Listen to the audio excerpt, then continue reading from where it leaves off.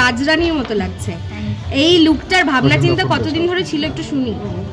বেশ অনেকদিন ধরেই ছিল, ভেবে রেখেছিলাম যে এটা করবো, তো এখন হয়ে যাওয়ার পরে বুঝতে পারছি খুব ভারী ব্যাপারটা, ওই জন্য একটু জুবুজুবু হয়ে যাচ্ছে, কিছু মনে করবো।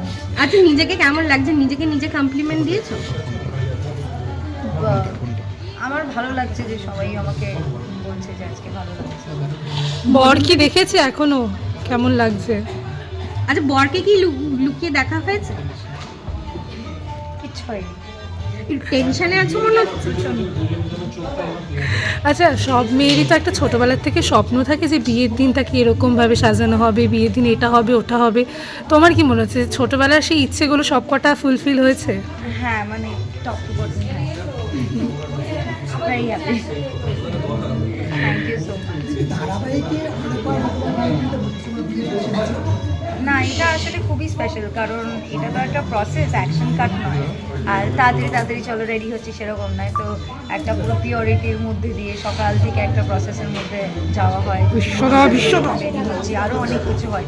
সো এই প্রসেসটা প্রচণ্ড অন্যরকম। সো এই অনুভূতিটাকে শুটিংয়ের অনুভূতির সঙ্গে মানে কম্পেয়ার করা একেবারেই চলে।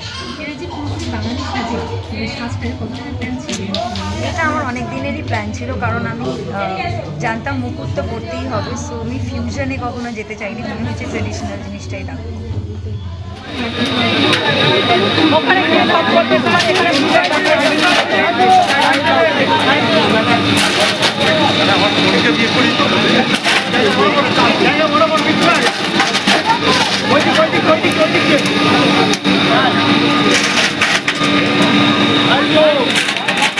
Ay, Dios!